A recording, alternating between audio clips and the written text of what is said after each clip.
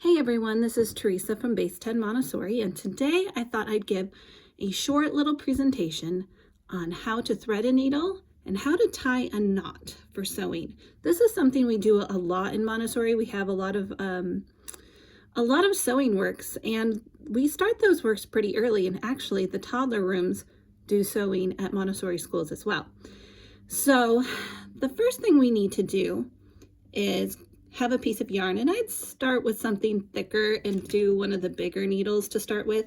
Now this one it's a little sharp, so you might want to think about what type of needle you want to introduce.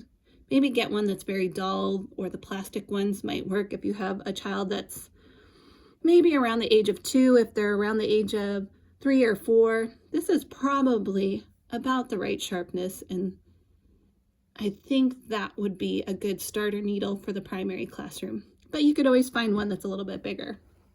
Now, my first tip, if you're just practicing on threading a needle and tying it, my first tip that I've seen other people do, if you're using yarn, maybe put some glue on the end of it.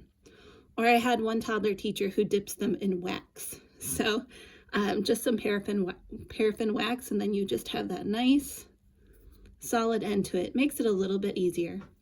So let's first start by threading the needle.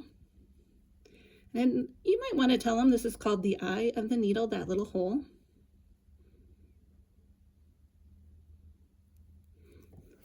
So we show them how to do it, but the next thing we have to do is show them how to match the ends together.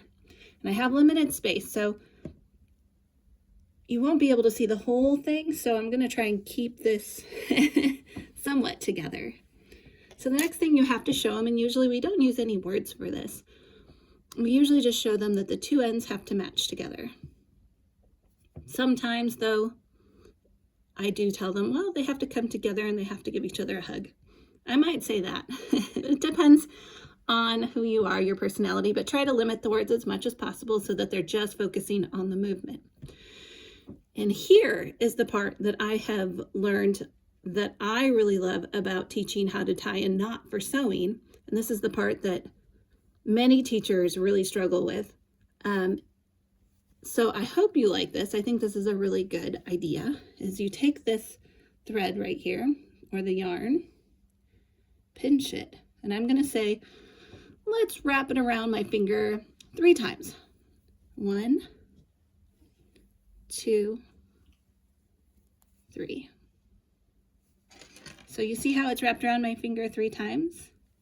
The next thing I'm going to do, I'm going to take the needle, I'm going to be very careful, and I like to do this with my nail up. You can go with this way too, or you can go this way, and I'm just going to slide the needle through it.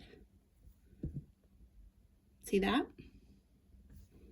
And I like to make sure, like I said, it's on the nail so that if they poke themselves a little bit, they're poking their nail and not their skin.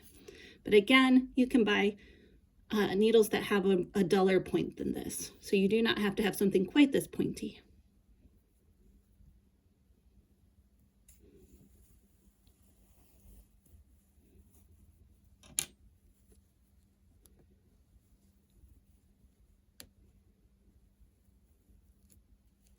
There you have a nice little knot.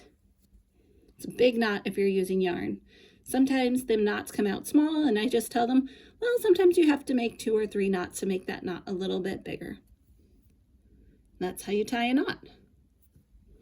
So now the child is ready to sew. And that's it. So it's simply wrapping that yarn around your finger, and a lot of times I'll start out with wrapping it around my finger and just guide the child through the procedure with my finger a few times, because sometimes they're a little scared to start with. So I like to build their confidence, and then where they feel confident, I show them how to do that on their own finger. But there is another way, and this is a way I also learned in toddlers. And I know I don't have a very big setup. Let me see if I can untie this and reuse the same yarn. That'd be super helpful. I think I got it stuck right there. Let's see if I can get it. Ta-da! Okay. The other way is still gonna match it up. we're going to make a circle. And then we're going to fold the circle over the needle. You see how the knot's already there, and you just tighten the knot, and then you guide it down to the bottom. And sometimes I show them you got to loosen it up just a little bit. Just keep guiding it down to the bottom. So that's the second way to do it. So the first way is to wrap it around your finger, and the second way is to make that loop and fold that loop over the needle, and then you can just pull it. And that's it. I hope you like this video. I hope you use it to give someone else a sewing lesson, and I hope that your child loves sewing because it's absolutely great for hand development and for creativity. So I hope you liked this video. If you did, press the like button.